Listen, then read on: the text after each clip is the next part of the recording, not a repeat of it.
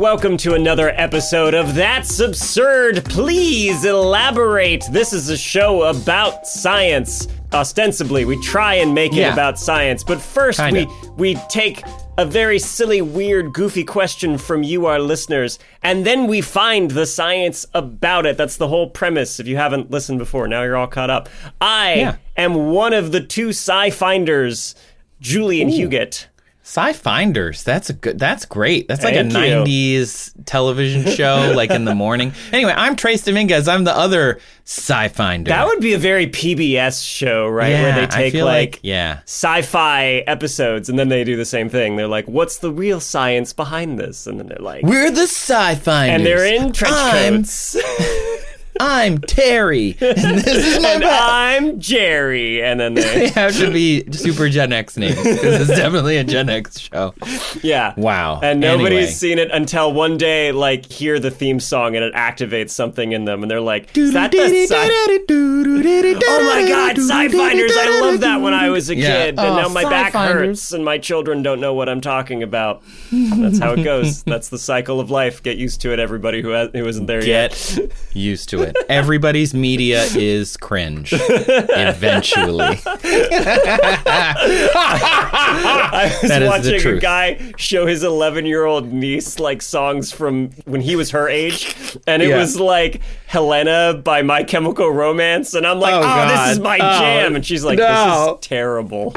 How dare you? How dare you?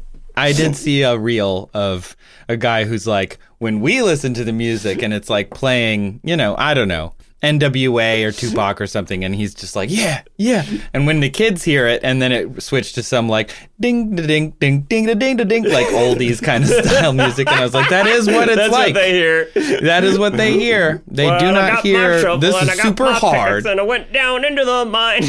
Yeah, it's just so silly. But again, everyone's media, everyone's fashion, they are all cringe all the time, given just a handful of years. But this podcast especially, so if you're new, sorry. Anyway.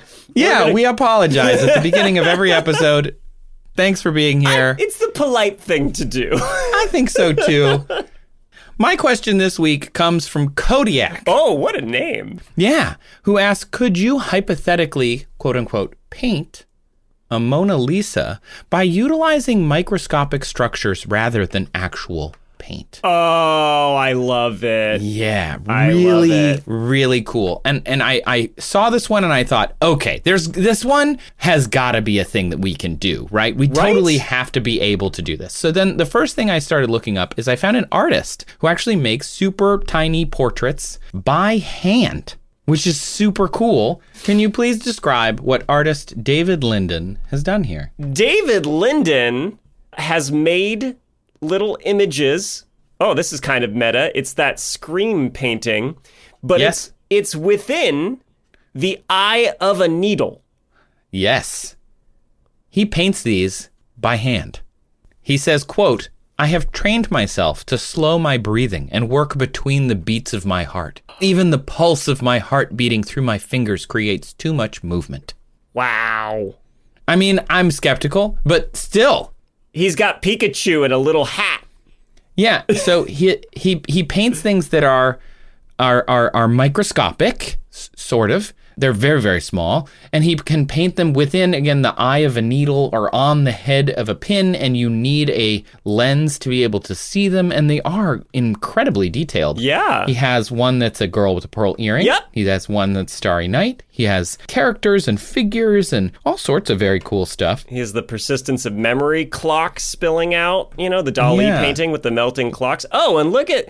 I love this kind of inversion. It's a match head, a regular size match head, next to a teeny tiny microscope. Yeah, isn't that cool? You normally need a microscope to look at things this closely, but now you need it to look at another microscope. There's a Dalek. He's got Doctor Who art. Yeah, he's quite nerdy and British. So both of those things, I think, inevitably lead you like a gravity well to the Dalek. Anyway. If you look, you'll see one on his website, and we'll put this on our Instagram, some of these pictures, courtesy David. Thank you for letting us repost these.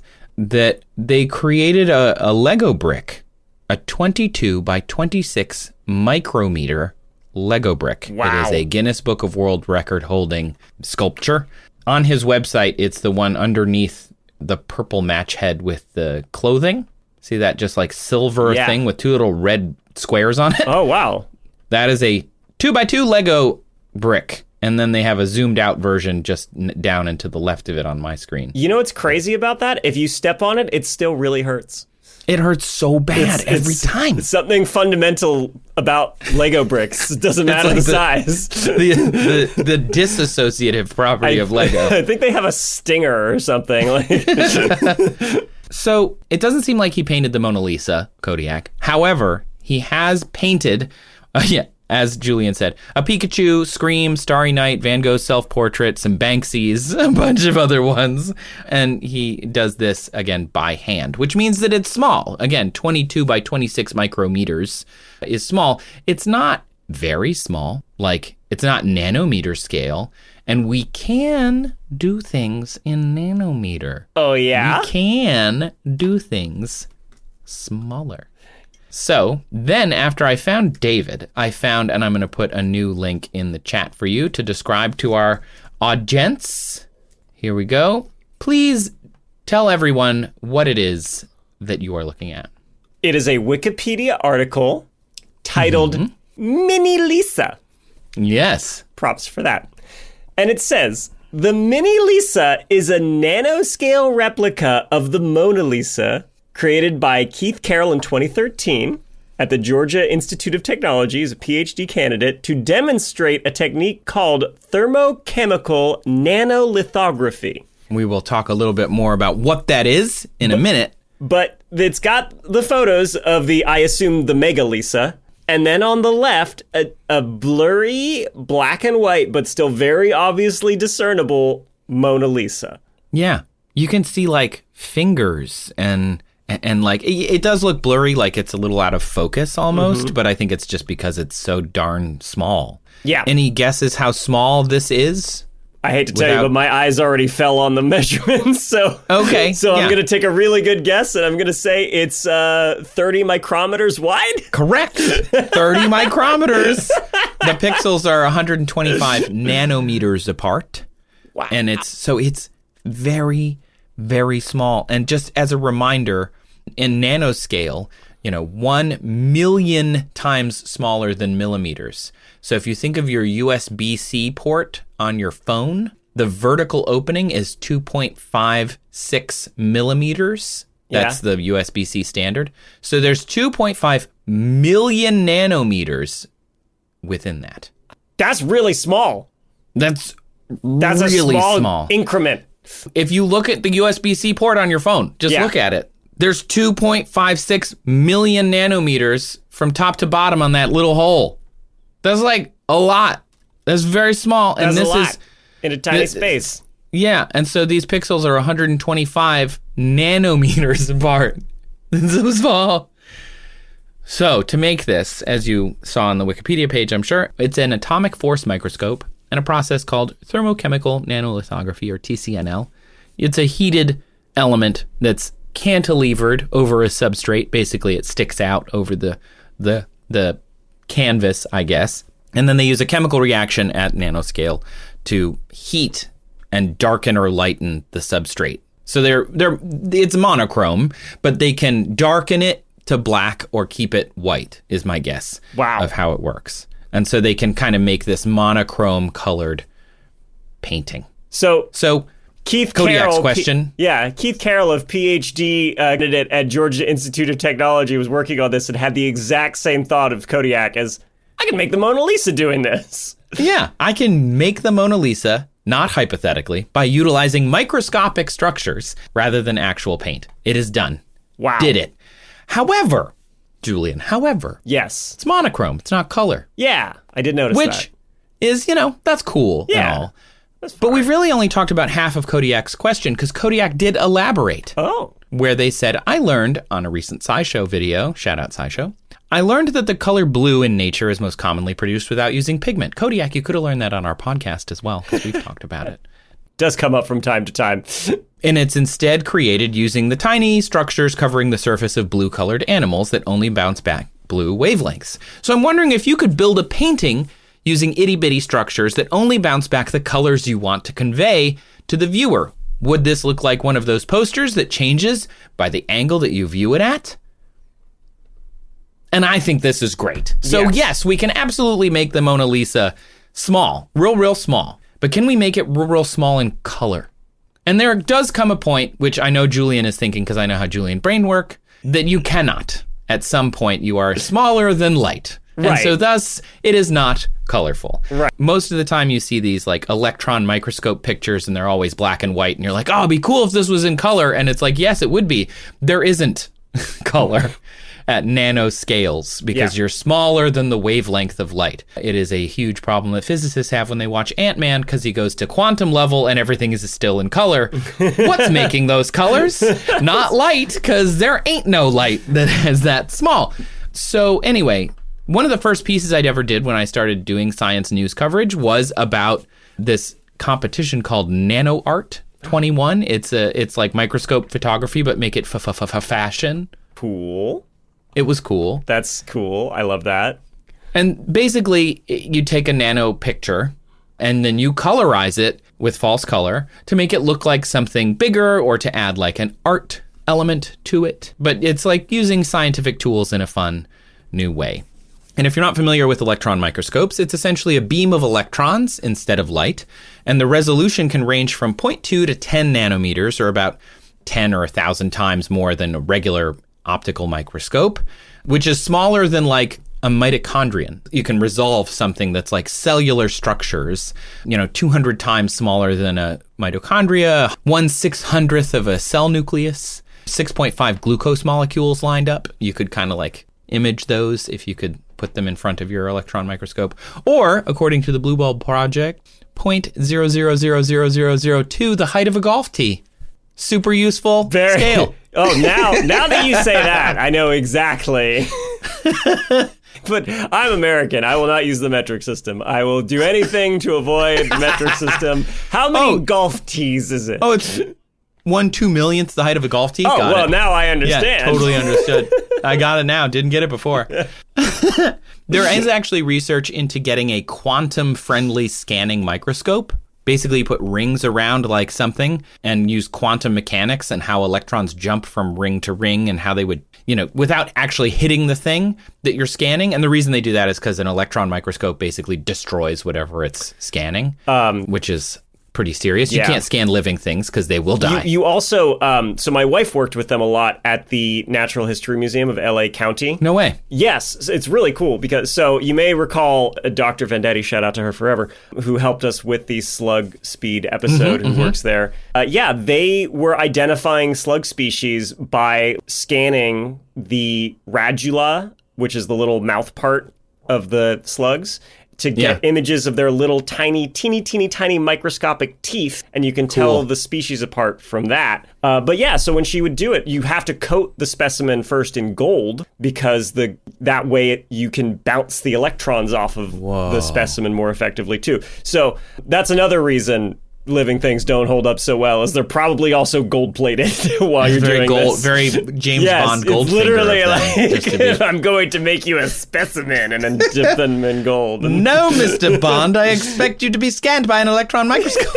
It doesn't have quite the same ring to it. From Goldfinger? It's just an electron microscope. Oh my gosh. They were just trying to see James Bond's penis because he's compensating for something. They were just trying to scan him. Really detailed scans.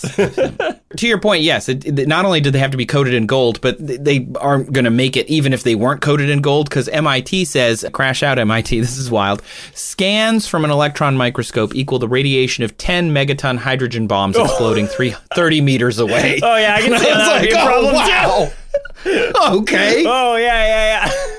Whoa. So no living thing. Seems counterproductive to staying alive for sure. Yeah.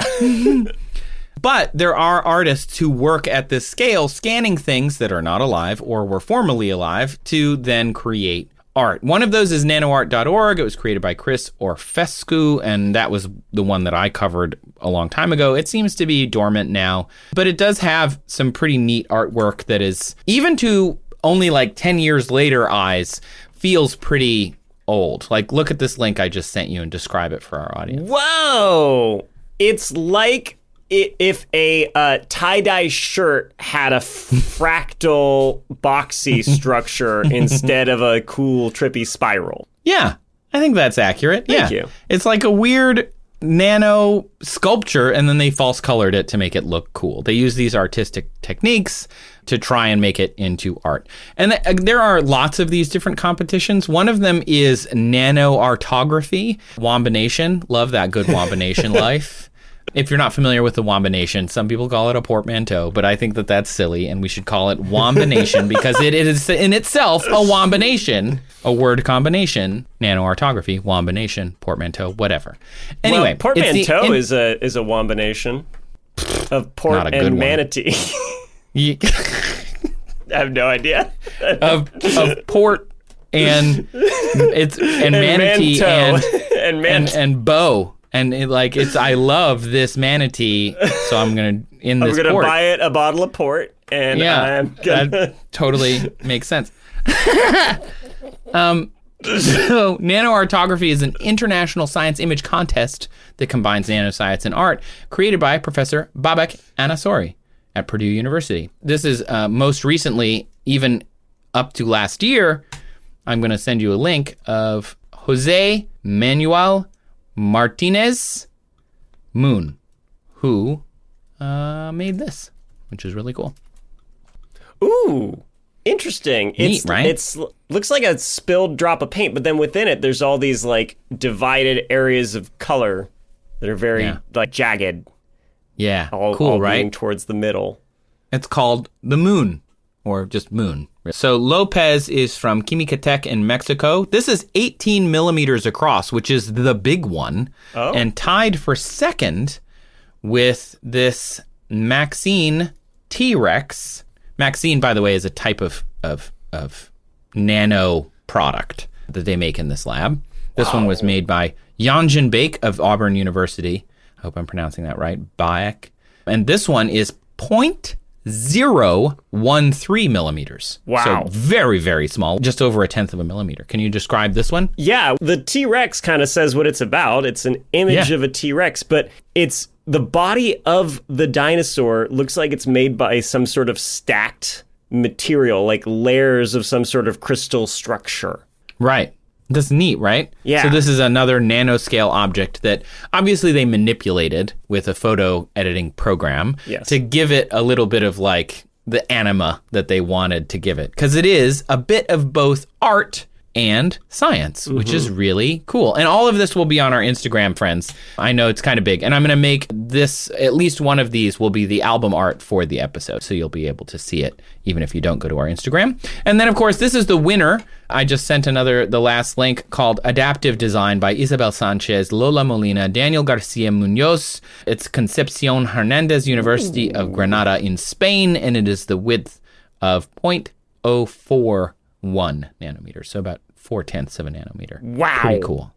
Really neat looking. Wow, sub-nanometer. Yeah, this is like pink, purple, and green, and it looks like rolling kind of turbine fan blades.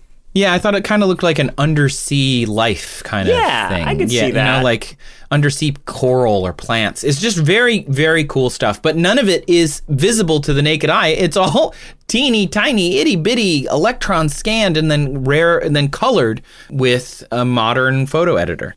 It's so neat. This looks like a Windows 10 background that nobody would appreciate, you know? Like, it'd be the default, and people would be like, whatever, and then change it, because nobody would know that it's sub-nanoscale. That's true. So Kodiak's question was, could we hypothetically paint a Mona Lisa by utilizing microscopic? Yes, we do. Lots of different art competitions do this even now, including, of course, nanoartography, created by Professor Babak Anasori. So I called him, and I asked him about the Mona Lisa. I asked him point blank, can we make a nano Mona Lisa? And here's what he said. In nanoartography, one of the honorable mention on the website nanoartography.org org, year 2020, with pearl earring, which is a work from the University of Maryland. And they showed exactly this, that by use of titanium dioxide, which is usually the white color everywhere around us. Titanium dioxide is sometimes being used as food color, and the white paints of the walls are all titanium dioxide. If you take it to a smaller scale, you can even see they actually use the structural color. They grow these pillars that they have different color based on their aspect ratio and size, and you can see how you can manipulate light to be in different colors. They did not aim to have a painting, but they were able to show how you can utilize it with the painting. So Julian's face is like melted. Amazed. I look like the Scream guy, but like happy. You know? That's amazing, right? That is incredible. So it's all titanium dioxide, and then just by varying like the height, I guess, of like the titanium the height and dioxide aspect ratio. For the audience who couldn't see the picture, it looked like the girl with the pearl earring. It looked exactly like if you took a picture of the girl with the pearl earring, which we've talked about before, it's not lapis lazuli, obviously, but if you took that picture of that, what is that, Vermeer, then you would end up seeing what he just showed us. The thing is, what he just showed us is at the nano scale. It is so small, and was the honorable mention on nanoartography.org's competition in 2020.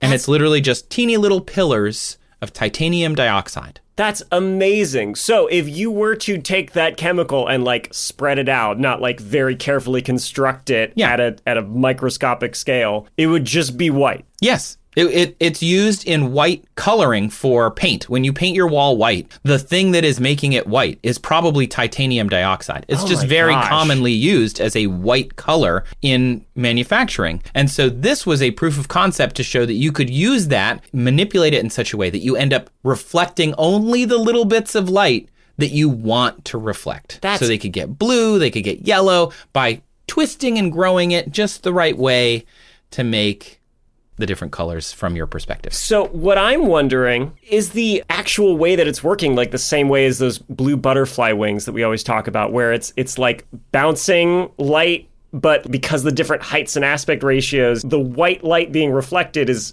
interfering with itself destructively and constructively and just eliminating everything but the wavelength that the artist wants. Is that actually like what's happening? That is my guess. Yes, we didn't talk about it specifically, but my guess is absolutely that they're creating it in such a way to only bounce the light that they wanted toward the viewer. Now, This is obviously a picture that is taken with a scanning microscope from a very specific angle that, it may not look like this even if you moved your head, because it may not bounce in the way that you want, right? Because these things are so small. And that is something that we'll come back to in a second. But how this was made, I was like, how'd I do this? And so he told me there are two ways to make something like this. To make these nanoparticles, there are a whole bunch of different routes to do it. To break it into two simple routes, one is top down and the other one is bottom up. Meaning that if you want to make something very small, you have two options. One is to take that big piece of gold that I told you and start cutting it and slicing it all the way to nano level. That's one route. And the other way is, instead of starting with that big block, is I'm going to start with individual atoms of gold. Create an environment, like imagine you have your kitchen oven and now you seal it so well, and then you pull all the air out that allow the atoms to move in the way that you want without bumping to air atoms, and then start putting the atoms of gold or your desired material one by one to create the nanoparticle. Now, the first one, the top down, that might seem to be difficult is relatively straightforward. You take a material and start using different methods of chemistry or physics manipulation to break down the structure to small nanoparticles. A good example is we used to write with pencil because these days it's the tablet pencil, but the real pencil that you have, the black pencil lid, which many of us know that's the graphite. It's sheets of carbon in that pencil lid. As you write it, you're breaking down that piece of graphite to very few sheets. You have still hundreds of sheets. Now, if you manage to write in a way that you cannot see, but you're depositing something on your paper, you're putting down individual or very few layers of carbon. That is less than a nanometer thick. So it is straightforward, as we have all done it, but in a controlled way, it's challenging. If you want to make, for example, millions and billions of these nanoparticles, then you need to design a system to do it. Does that make sense? So there's two ways. Again, top down, where you take a big thing and you slice it, and then bottom up, where you like take individual atoms and build them into what you need. Yeah, we talked about the second approach when we talked about the tunneling electron microscope, not the scanning electron microscope. But yeah, you can literally like move things around with the world's pointiest needle. Yes. Yeah. Yeah. I think we talked about, did we talk about the boy and his atom in that episode? I don't know if we did. The Boy and His Atom is like a classic. You can look it up on YouTube or wherever. It was made by IBM, and they used something like that to just move individual atoms around, and they moved them in a way and then took pictures and made like a stop motion animation. Oh, okay. I see. And it's like a little stick figure, and then they like move the atoms around so the stick figure like waves at you and stuff. Gotcha. And like that is a similar idea to this kind of nano art, but it's not really the same thing. But yeah, exactly. It reminds me of graphene, which we've talked about so many times over my whole science communication career. It's just like a nanotube. You hear that sometimes in science media. And it's just a one sheet of carbon with one atom thick, and they roll it. Now it's a nanotube, where they slice it or they use it, and that's graphene. Yeah. First isolated it by literally taking Scotch tape and like pulling it off of a pencil lead, quote unquote, graphite.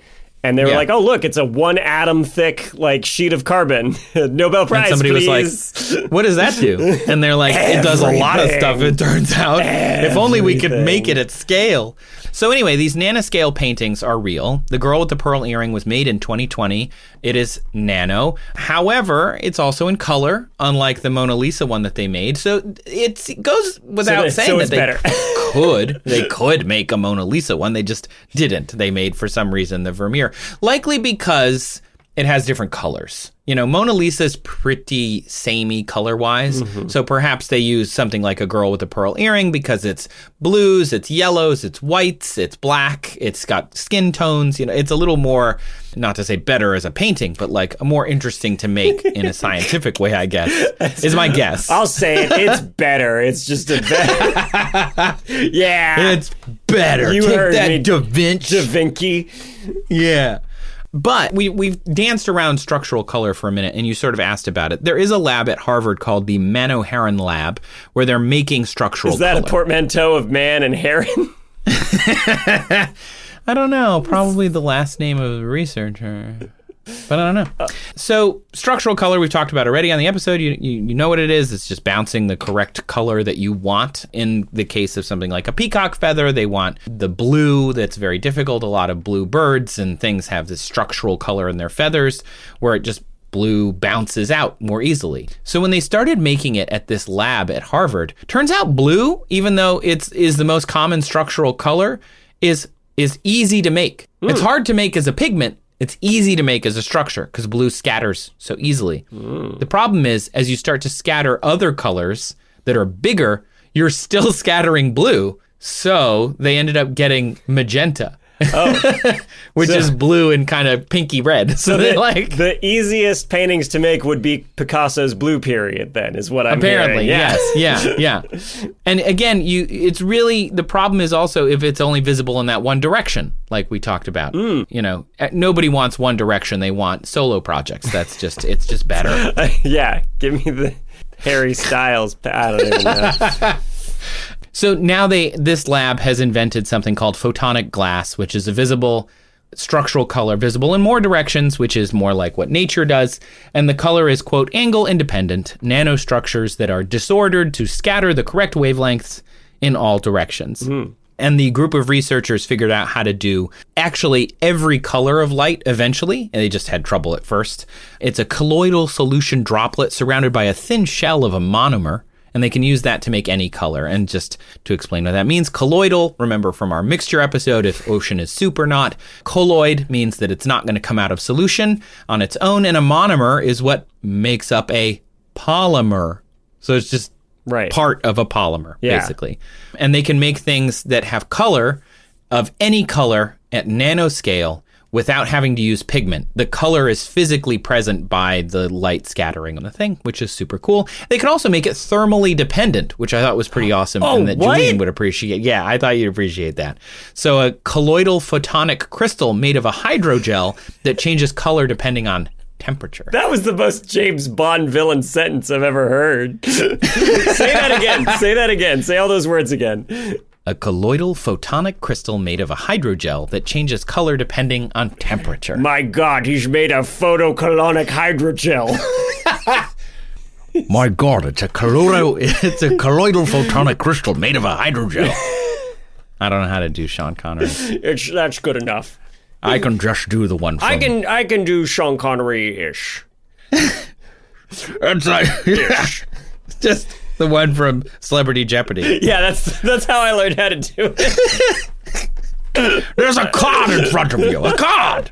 That's not what your mother said last night, Rebecca. Yeah, that's pretty good. Thanks. That was a good impression of an impression of Sean Connery. Yeah, I'm three elements removed from actual Connery. So short story long, Kodiak, you can do it. You can do it now. And it's not just me saying that. It's also this professor who joined us from Slovakia at a conference. So extra thanks to him. I thought I would give him the last word because he took the time to talk to us. The goal of nanorthography is to promote science in a way that all of us can understand and can relate to with art. When I was a doctorate student, PhD student, it was a hobby of mine that whenever I would go to the electron microscope, take some photos, sometimes I would see features that would resemble something. When I would go home, I would start adding color and have different features, and I would enter different competitions. I have really different creatures of dragon or different animals. Famous one is the 2D cliff that was featured in year, I think, 2012 in journal Science. Then when I graduated and started going to the other side, I felt that now it is my responsibility to return to the community. Creativity is just connecting two different ideas. So if you can connect art to science, if you can connect your research to art, that's a step in creativity. You know what it makes me think of is my dad always said, don't hang out with people that don't see shapes in the clouds. My kid yesterday was like, that looks like a crab. And I was like, where? And he just was pointing at a cloud. And that's sort of what we're talking about here. So that's something that I want to encourage everyone.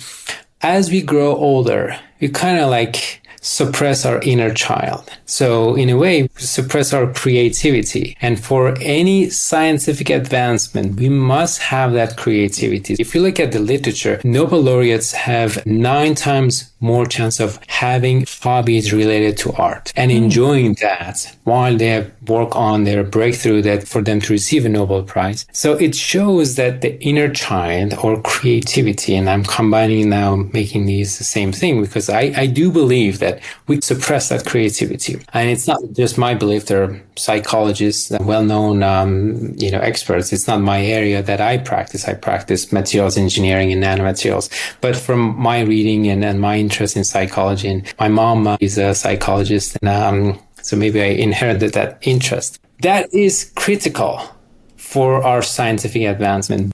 I think that's perfectly stated.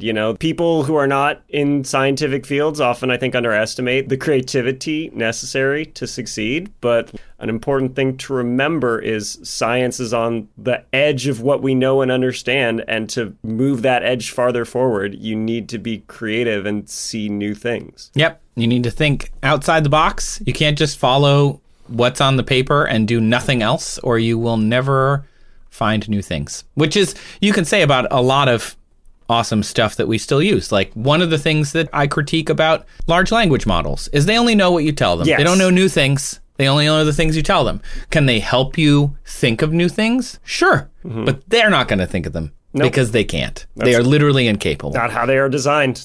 No, and that's not what the technology is for. The technology is a mirror more than it is a telescope or a microscope. And so I think that's pretty cool coming from a nanostructure guy at a conference in Slovakia who happened to talk to our silly little podcast. Scientists are I love them. They're so nice to us. Do you think Babak has in his house his artwork framed, but it's like nanoscale, and so there's like a teeny tiny, seemingly empty frame? I hope so. Yes, he has just like a teeny tiny. I hope it's a regular size frame. Yeah, with just a black speck in the middle, and mounted on the wall or like on a stand is a microscope or something. Like that would be. I would be like, that'd be so cool. This guy's cool. This guy's on a different level. I'd be like, I am not cool enough to be at this house.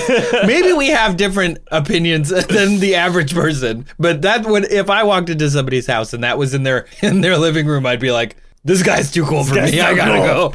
This is too cool. Gosh. Well, Trace, that was incredible. That was so cool. I love that. Yeah. Thanks for sharing all that. Thanks, Kodiak, for your question, and thanks, of course, to Babak. If you want to make some nano art, the competition's on now. The deadline is September 30th, which is coming up for this year, but you can go and there's prizes. There's even AI-generated ones for people that don't have electron microscopes. He was very clear that like he wants anybody to join, even if you don't actually do the scanning yourself. They'll give you one. You can color it and make it, and maybe you can win in a different category. Really neat. I love, based on the timing of when this episode's going to come out, go hastily make some nanoscale art. You have 12 days. Go. It's small. It shouldn't take you that long, right? Yeah. Well, let's take a break and come back, and Julian can tell me about his question.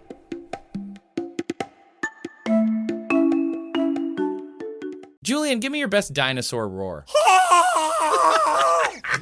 Oh, God, an asteroid!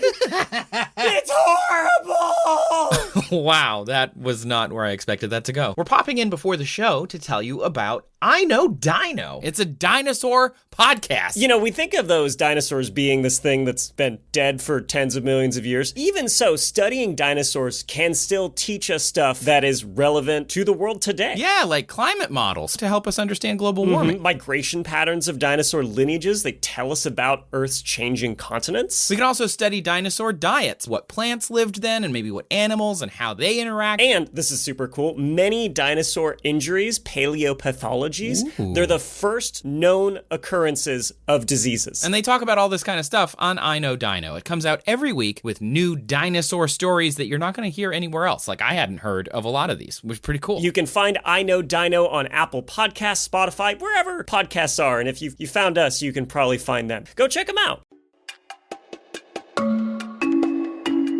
Okay, thank you for waiting through that huge ad break with all those ads. I'm so sorry about that. But I'm not really, because now we're rich. So many now we have so much. Now I can afford to buy funding. A teeny tiny Mona Lisa.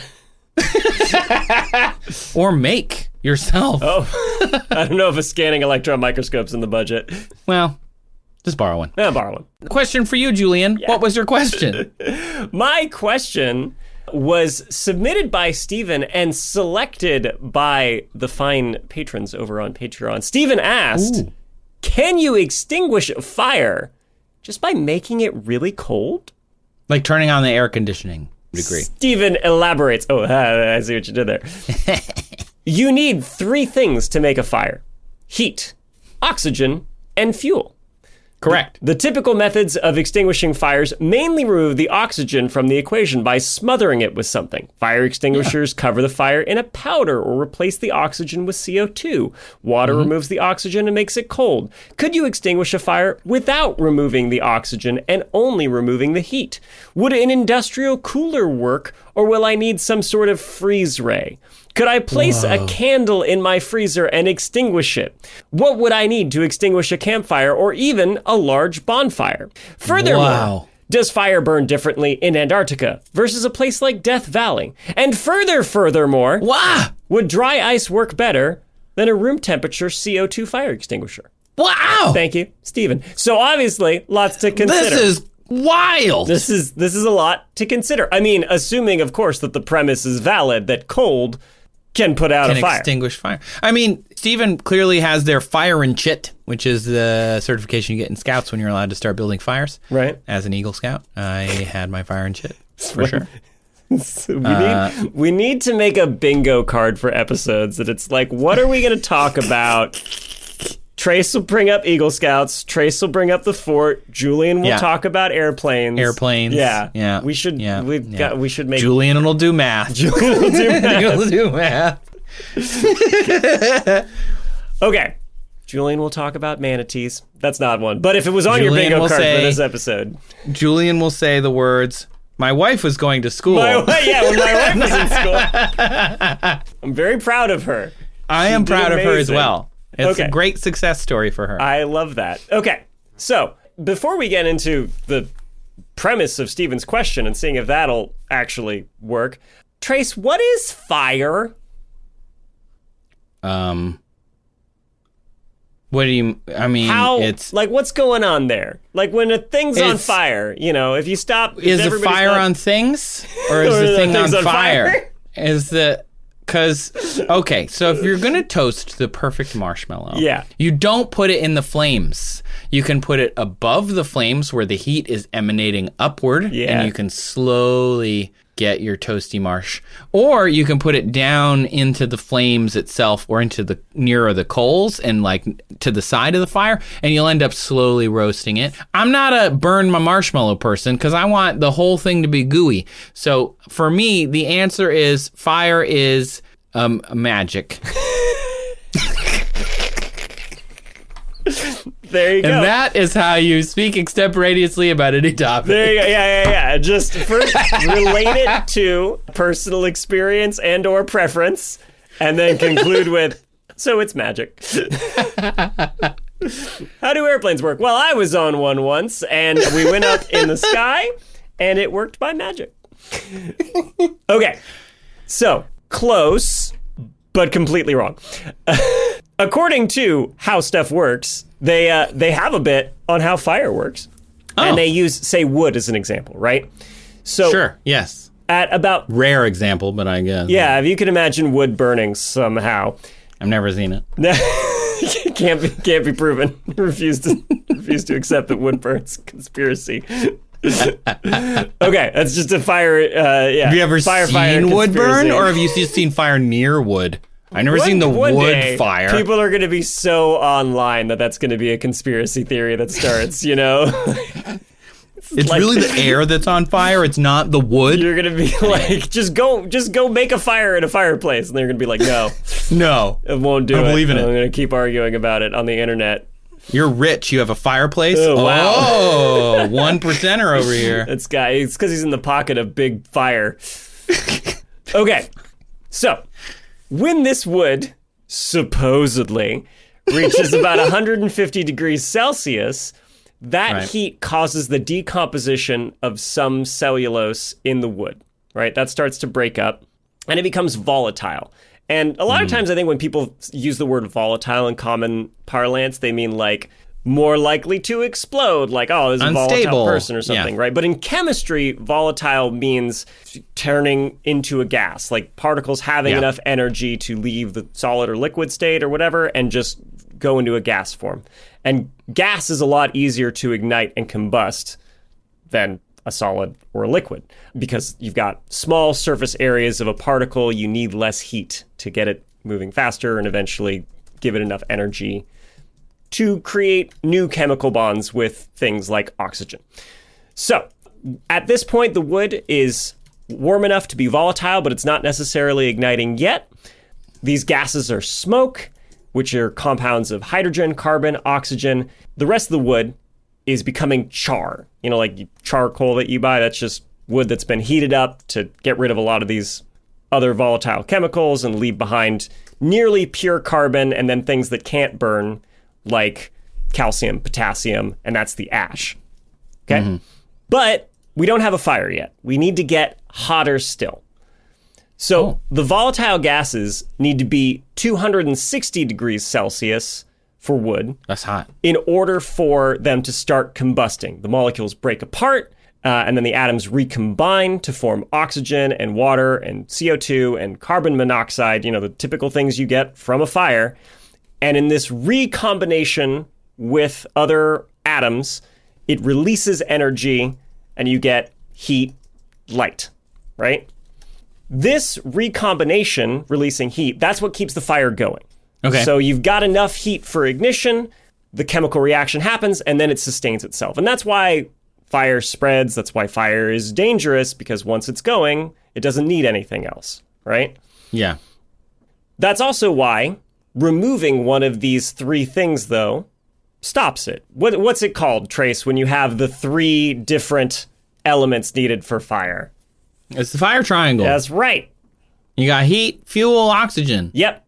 So if you take away any of those three things, the fire goes out. Theoretically, no fire. So before we get to Stephen's question of can it be cold enough to put out a fire, can it be cold enough to prevent a fire in the first place?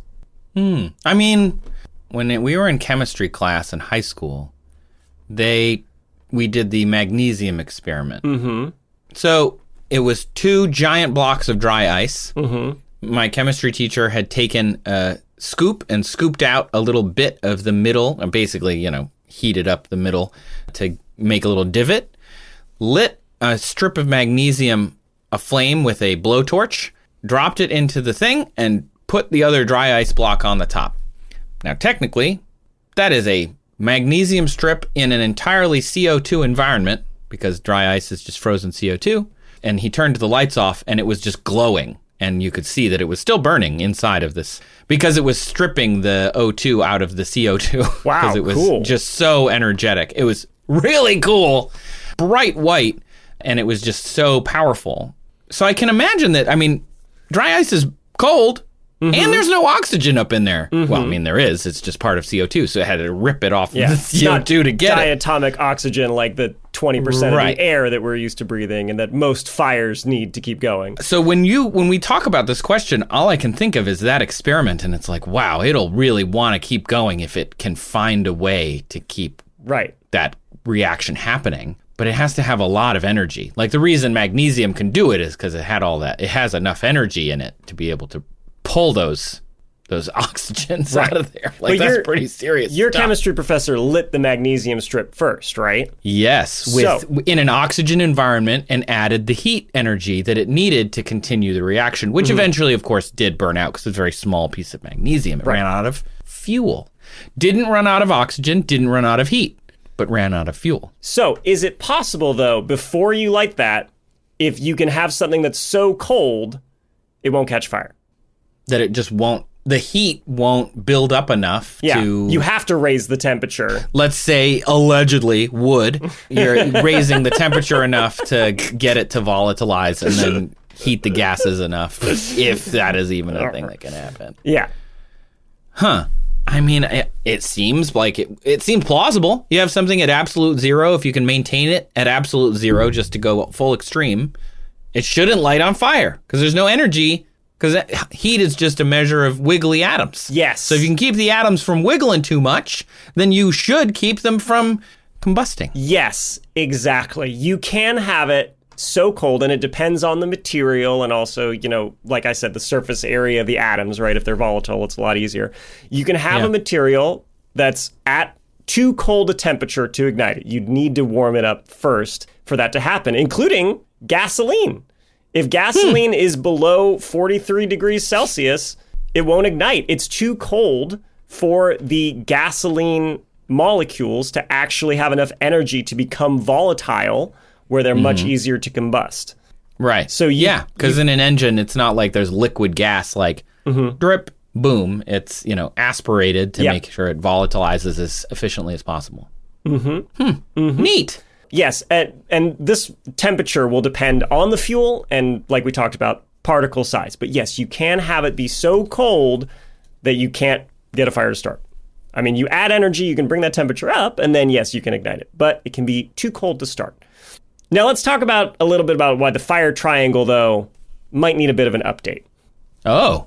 Because there's a fourth component that we've talked about, but it's not included in that fire triangle of fuel, oxygen, heat source. Music. Love. Heart. Clearly it's heart. Heart. I have a monkey. It's heart. The worst. This is for the Captain Planet. The millennials. The elder millennials out there. Captain Planet. He's part of the fire triangle that's now square. So once you've got the fire going, it will keep going if it can sustain those chain reactions that keep producing more heat and causing other uncombusted bits of what you're burning to ignite, right? Okay. So now the more updated fire triangle, but it's not as memorable, so I feel like a lot of people don't even know about it, is the fire tetrahedron. Stop. Yeah. And it's it's a little pyramid, and it's got the same, each face is fuel, oxygen, the heat source, and then sustained chemical reactions. And if you take away the sustained chemical reactions, then you will also put out the fire. One source that I found, my favorite, is they kind of unfolded the tetrahedron, and it looked like the Zelda Triforce triangles. Oh, cool. So why don't they call it the Fire Triforce? The Fire Triforce. Way more awesome. Yeah. Great band name. Oh my God, Fire Triforce. Oh, and they just do metal Legend of Zelda theme covers. Video game covers, metal. I would go to that show. That's Opener, excellent. Press play on tape, a Commodore 64 cover band who I love. Oh, very cool. Look up their Outrun cover. It's really good. I love that. Love that. Or chiptune artists. I went through a chiptune phase there for a little bit where people cover like ska music, but with like 16-bit tunes. God, I'm hurt that you even used ska as the example. That's the most Julian thing I can imagine. I was young and cringe once. Now I'm so good. Now I'm not young anymore. Julian, please, can you please, just for all posterity, tell everyone that same line again, just isolated so we can all know that it's real. I went through a phase where I listened to ska covers done with 16-bit computer processors. And I'm not ashamed of it. It's the greatest thing I've ever heard. So anyway, the fire triforce, right, puts that sustained chemical reactions there in the middle. And so, yes, if you take away any of those four things now, you can put the fire out. And to sustain those chemical reactions, if you take away the heat that the chemicals are outputting, if you lower that enough or dilute it enough, you can put the fire out. And Stephen kind of touched on it, but a lot of fire extinguishers operate in part on the principle of removing that heat, and that sustained chemical reaction from the fire triangle. Like, that's part of what they're actually attacking. And then they also might remove the oxygen. Yeah. But if we're going to talk about fire extinguishers and ways to put out fires, we should also talk about the different classes of fires. Yes. Good. This sounds like something that you're knowledgeable about. ABC, baby. You might have a chit. Do you remember what what the different classes are specifically? Off the top of my head, I think A is just like regular wood type fire, combustible fires. Supposedly. Allegedly, assuming they can burn. I've never seen one. Yep. I've seen a house burn, but never wood. Yeah, there's no proof there was wood in that house. When I got there, it was just charcoal left. Have you ever seen fire burn wood beams? I've never seen it. Have you ever seen wood? Not me. Never seen wood in my life. I've seen trees, never seen wood. Never seen wood. Lumber, seen that, never seen wood. This is what it's like arguing with people on the internet sometimes. It's true. We laugh because we cry. But yes, Class A is fire by combustible carbon-based solids like paper, wood, textiles. Okay. Got it. Class B? B, oh man, I don't remember. It's got to be something chemical. These are flammable liquids. I mean, they're all chemical, I was thinking right? liquid. Yeah, I was thinking liquid chemicals, like a chemical fire is usually liquid. And then C is a solid, not like a steel, metal fires and stuff. And then there's also industrial level fire extinguishers, which are even more crazy. Yeah, but I can't remember. I'm like pulling this out of somewhere in my brain. So but I don't remember. It might help to think of ABC as like the three states of matter we're most familiar with, right? Like A is solids, but carbon-based specifically. B is flammable liquids. So gasoline, diesel, paraffin. Not cooking oil though. That's its own. That gets its own thing. Yeah. C is flammable gases: butane, propane, methane. Got it. Solid, liquid, that makes sense. Gas with important exceptions, okay? Yeah. So there's a pattern we're establishing, right? There's A, B, C. D, fire caused by burning metals like magnesium. Okay, so I jumped ahead. I thought C was... So D, And then, so A, B, C, and then the next one? E. Nope, it's just, you'd think it'd be E for electrical, but it's not. Yeah, for elephant fire. Oh, electrical fires. When your elephant is on fire, you need the E level. When you're like looking at the fire extinguisher and it's telling you what types of fire it can be used on, for electrical, which should obviously be E, clearly it's a lightning bolt symbol. Like a little... It's not even a letter? It's not E. Come on. It would be so easy to remember. It would be so much better if it was E. And then F... What? Back to There's an letters F? again. Yeah, F. Oh, God. Whoever designed that's a design by committee. And Frank was just somebody didn't show up that day, and Frank got his way. And Frank should not have gotten his way. Annoying. Anyway. F. What's F? Fats, cooking oils. So remember B, that was the exception. Okay, got it. Right? So Yes. F is a flammable liquid, but specifically like when we're talking about a deep fryer in a restaurant or something like that. Interesting. I put out a cooking oil fire with a fire extinguisher as an ABC, I'm pretty sure. Oh, well, according to the resources I found describing proper fire extinguisher technique, you should not have done that. It was that or the house burned down, so I did it, and I put it out, and the fire department shook my hand, and I was like, oh, thanks. I just wanted to not burn my house down. So I didn't start the fire, I just put it out. It was while I was working at the fort, because bingo. There we go. Yes! Okay, so there are, as you talked about, different types of fire extinguishers. Stephen mentioned this too, right? So probably the most common kind you're going to find in like your kitchen when your fort is burning down. Wait, was it from the shady microwave that you were worried was going to irradiate? No. That was actually at the fort in the historic buildings. This was at the house that we lived in. That had a deep fat fryer in it, and then... And it had regular modern kitchens and stuff, and somebody who was making Indian food. And it caught on fire, and the fire alarm started going off, and on my way out, I was like, oh my God. And I just put the fire out with the fire extinguisher that was there and walked outside. Saved the day. Pretty big. Cool. It was a pretty big fire. Wow. Still on the stove, but man, there was smoke damage, even 5 minutes, all up the wall and on the ceiling and stuff. It was pretty serious. Wow. Okay, so ABC fire extinguishers that you might find in, say, a house near a fort where a bunch of dorks are living during their summer job. So dorky. So dorky. A group that would absolutely love fire tetrahedron. Let's be real. That's fire. They would. The yes, core we demographic. Absolutely would. Yes. So that's usually an ABC fire extinguisher because they can be used on fire types A, B, and C. Mm-hmm. They use a dry chemical agent, monoammonium phosphate. Oh. So this chemical agent works on multiple levels.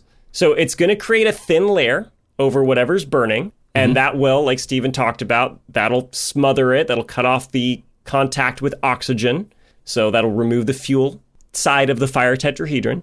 But it also undergoes a chemical reaction when it's heated, and it absorbs heat. Because chemical reactions can be exothermic, where they give off heat, or endothermic, right? Cool. So it helps also cool down the fuel and helps remove that heat part and that sustained chemical reaction part of the fire triangle. Oh. So that's why ABC fire extinguishers are effective in a lot of different situations. Now, that's really neat. Stephen also mentioned CO2 fire extinguishers, but based on Stephen's question, I'm going to doubt that he has ever used one. Yeah, don't they just spray CO2? That's the ones you see at, like, when you're in a demonstration, a science demonstration, and they shoot one. They're usually shooting a CO2 one because it doesn't have a physical powder agent like the ABCs do. You don't want to make that mess. Trust me, it took forever to clean it up. Yes, correct. It does We're not. finding foam or finding powder on everything. Yep. For months. I also had a fire extinguisher experience when I were a young warthog in college. Yeah, somebody in my dorm building combined a sleep drug with alcohol, which I would not recommend, and was in a waking dream state. And you know how dream logic's weird. Anyway, it led him to setting off a fire extinguisher in the hallway of one of the dorm floors. And an ABC one. It was like a winter wonderland down there. Yeah. It was. Yeah, it's a lot. Yeah, people were not happy. I also remember it making the room very cold. But who knows? Maybe that was a coincidence, or maybe it also... it depends what the threshold of the endothermic reaction is, right? Maybe. Like if the threshold is lower than fire, and instead it's more like roomish temperature... Yeah, maybe it'll take heat out of the environment. But also my memory could be wrong, So this is anecdotal. Yeah. Don't quote me on it. Maybe it was cold because it just looked so chilly. Yeah, so serene. And somebody was off in their room just ringing a sleigh bell every now and then. Ching. Yeah. That was a crazy night. Like, then the next thing, he was like up in the lounge area, like he tore the microwave out of the wall and threw it off the... Yeah, it was something. Don't mix alcohol and drugs if you're listening. Don't do it. Please don't do that. Don't. Anyway. Keep your vices siloed. So safely. Safely siloed. Safely control vices. Your safely vices. siloed. Yeah. VSS. Yeah. Mm-hmm. Okay, so when Stephen was asking about CO2 fire extinguishers, he said, it removes the oxygen and makes it cold, but asked, would dry ice work better than a room temperature CO2 fire extinguisher? Have you ever used a CO2 fire extinguisher? No, I've seen them used. I've never sprayed one. They are extremely cold. They have like a little pointable horn, Instead of like a nozzle, like an ABC fire extinguisher that you can hold on to, there's a little horn that you positioned, and then when you start spraying it, do not touch the horn. Oh. Because it gets so cold, you can, quote unquote, burn your hand on it.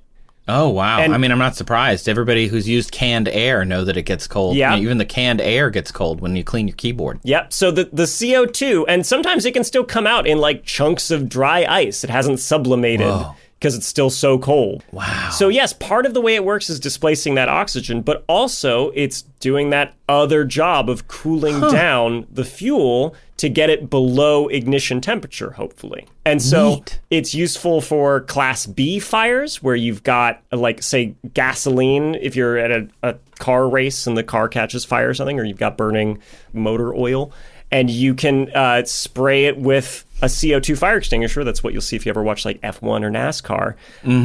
And along with putting it out, because the CO2 is snuffing out that oxygen and displacing it, it's also really cooling it down to try and keep it from reigniting later. Yep. Then you have water spray fire extinguishers. Yeah, that's like an A, right? It's just a tank of water. Yeah.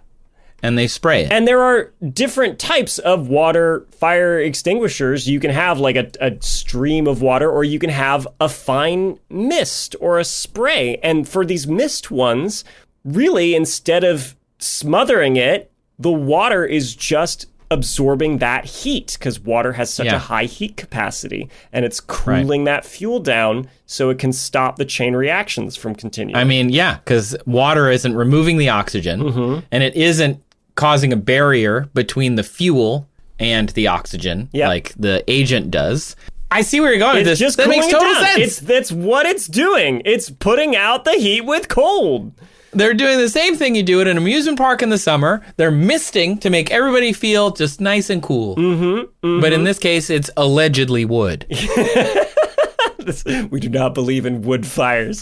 This is a wood fire truther. Podcast. There's wet chemical extinguishers, which are good for Class F fires, which is apparently what you should have used at the house at the fort, but they're expensive and they're not very common. You're probably going to find them instead in like a kitchen at a restaurant. Like you said, the fryer is on fire. You're not going to spray an agent into it because it's not going to put it out, because that's like a huge vat of shortening. No. Yep. So the same way, though, as basically the water fire extinguishers that are extracting heat, but it creates a fine mist of alkali salts, and those cool the flames down. But it prevents the splashing of the oil, which is the real problem that you might have if you use different types of high-pressure fire extinguishers that shoot the burning oil all over the place, and now everything else is on fire. Right. You just moved it to a textile that burns more easily, or wood, which allegedly burns. And then finally, you've got BCF fire extinguishers. And this isn't a comprehensive list, by the way, but this is just one I wanted to touch on. It's bromochloro-difluoromethane. Wow. Which sounds complicated, but if you learn chemistry, it's actually really easy to figure out what this molecule looks like. So bromine, fluorine. Yeah. And then the methane part means there's one carbon in the middle of all of it. So it's bromine, chlorine, and 2 fluorines attached to a central carbon. And this thing works very similarly in principle to some other ones where it'll form a layer of inert gas when it reacts with the fire, but also take up some of that heat and cool it down, because the heat from the combusting materials has to now also add heat to the inert gas. So you're removing the available heat for other combustibles to keep burning. And they used to be much more common because they're super versatile. They're good for A, B, C, and also electrical fires, F, because they don't leave a residue. And unlike CO2 fires, you don't asphyxiate yourself if you use them in a tight space, because that's a risk with a CO2 fire extinguisher. But they got banned for most normal uses because they're bad for the ozone layer. You can still find them, though, on, get your bingo cards out, airplanes. They're useful for airplane fire suppression systems because they're so versatile and they don't leave a residue. You mentioned airplanes again. I did. So somebody else gets a bingo. There you go. We're gonna make these. We're gonna print out some bingo cards. Okay, Stephen. What I'm getting at is, in principle, yes, if you make the fire cold enough, some magical how, and that's the only thing you're doing it, you could still put the fire out. It's just a side effect of a lot of methods of making fires colder also does other things that help put out the fire, like smother it, prevent it from interacting with oxygen, that sort of thing. And so we don't normally think of it as like, oh, I just cooled the fire down enough to stop it. But in part, that's how it's working. So if you did have like a magical, mystical freeze ray that you could point at something and just remove the energy from those atoms that you're hitting with your ray and slow them down, yeah, you could put out a fire with a freeze ray. With your freeze ray, yeah, you can stop the fire.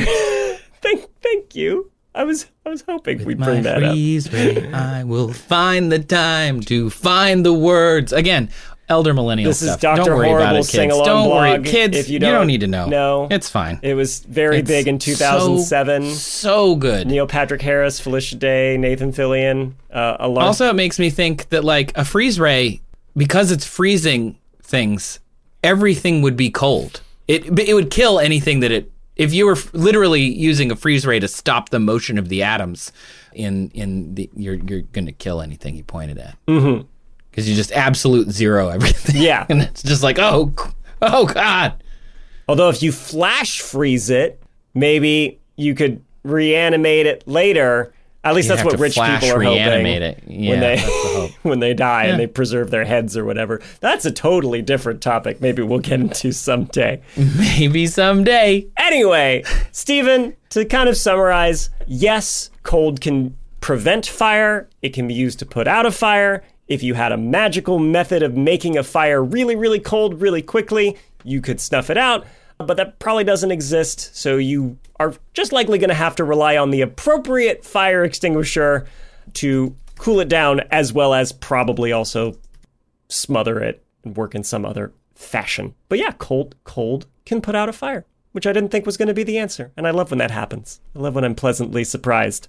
Anyway, that is going to do it for this episode of That's Absurd. Please elaborate. I am one of the 2 producers, writers, and hosts. I'm Julian Huguet.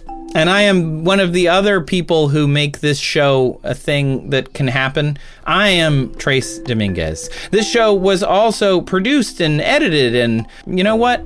I don't think he burns either. Kyle Sisk is the man who makes us sound good. The third part of our fire triangle of this podcast, Kyle Sisk. Yeah. Yeah. And if you have a tetrahedron to it, I guess, then that would be our associate producer, Sabrina Capello. Yeah. But then, of course, we also have our intern, Charlie Woodbury. Yep. So he's the one with the fire extinguisher. Yeah, his task is just to make sure nothing catches fire.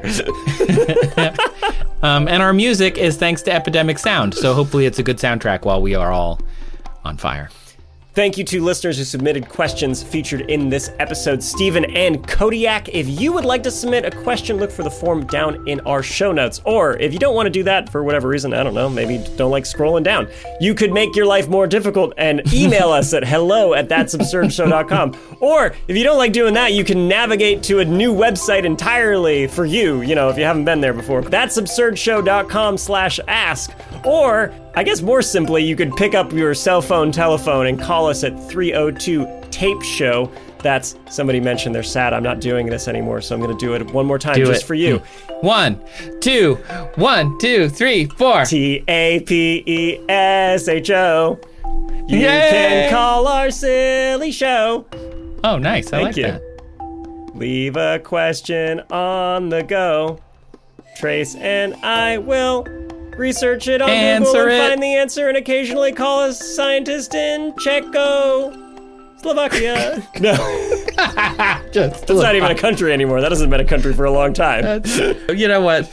That was pretty good. Okay. Off the top of your head, I'm going to give it to you. Thank you. We couldn't do the show without your questions. They're such a delight all the time. You all have such weird, strange brains, and sharing them with us through the question forms is such a delight, and we appreciate it. And I think, we got a lot of listeners now. I think a lot of others also appreciate it. So you're in good company. Also, thanks to the patrons for selecting the question that I did this week from Stephen. That was a really good question. So thank you for selecting that, patrons. Thanks to our absurd administrators, who are the patrons at the absurd administrator level. That is Adam, Les, Austin, Jonathan, Evan, Dan, Sabrina, The Brain, and Silver Skies. If you want to see your name on this list or hear your name on this list, go join our Patreon. You can do that down in the show notes as well, or just go to patreon.com/that'sabsurdshow. Because of the support of our patrons, we can do all sorts of cool things, including... Should we tease it? Should we tease it? I feel like we should tease it. Maybe we should tease it. We're going to be, we're in talks to be part of the Bay Area Science Festival in San Francisco in October. So if you are in San Francisco next month and want to go to the Bay Area Science Festival, it's one day, and we should be on the list. If we're not on the list, still go. It's still awesome. Yeah. We've been part of the show before in the past, both Julian and I, and we really support it, and hopefully we'll be able to be there, and you'll be able to see a show live at the Bay Area Science Festival. And we can do that kind of stuff thanks to the patrons. Yep. Because the Bay Area Science Festival can't give us money, but because the patrons are there, we are able to buy tickets for Julian and I to fly up there and stay with friends and be able to do the show there. We said, you know what? We've got a group of people that have been kindly donating their hard-earned buckaroonies to us, and we will be able to be there for Bay Area Science Festival if you'll have us. Thanks to them. So thank you, everyone. If you haven't, make sure you come and review us wherever you're listening to the show. Leave us a star, a heart, a horseshoe, whatever clover, it is that you can do. A clover, a blue circle, whatever it is that you can leave us, please. It tells other people that the show is worth their time and energy, and we, like a fire triangle, need energy to grow. Oh. And finally, a special thanks to those listening on Nebula. Hello, thank you for listening there. By listening, you are supporting the show. We get a little bit of listen time, similar to watch time on YouTube, for those who are in the know of how the internet works. And so if you listen to this show there on Nebula, we get a little cut. So thank you so much for that. If you want to join Nebula and listen to this show or watch some of our originals and other really cool things, go to go.nebula.tv/that'sabsurdshow. When you go there, if you join Nebula, you get a discount, and we also get a little support from that, a little cut. So thank you so much for those who have done that. I know there are like 20 of you who have done it recently, so thank you for that. And as we say at the end of every episode, we have a really great catchphrase that we just throw out there at the end of every episode. Yeah. And this week it is... Aaron Aronson, bingo, you're welcome. Whoa, self-referential catchphrase. I love it. I like this bingo card idea. There are patterns with us. Listen, it's very obvious that we do. We're not bring up that creative. Certain things, and when you're new listening to the show, you're like, oh, that's an interesting tidbit about their life. And like 98 After a episodes while, you're like, in, oh, like we are God. now, they're like, oh, the Ford again. Talk about the Mona Lisa. Oh gosh, I want listeners to submit somewhere, like comments on the Spotify or something, more bingo ideas, more things to fill out the bingo card. A single band name has to be one. Like there has to be a new band name. For sure, one of them. For sure. fort for sure. Julian mentions airplanes. Yep. Things that we do that maybe we haven't noticed, I think, but listeners are attuned to by this point. Oh, yeah, that would be good. Or ticks or crutches, something like that. Oh, I love your brain. We say that a lot. We do say that. I do love your brain, though. Oh, I love your brain, buddy. All right. Well, with that, wood burning truther podcast is over. So we're gonna get to the bottom of this. You know what? I've never seen wood burn. I've only seen flames near wood. The wood's never been on fire. It's turning the wood gay. Sorry, that probably shouldn't make it into the show. Flaming, you might say. Okay, that's good. Maybe that should make it. That's really funny.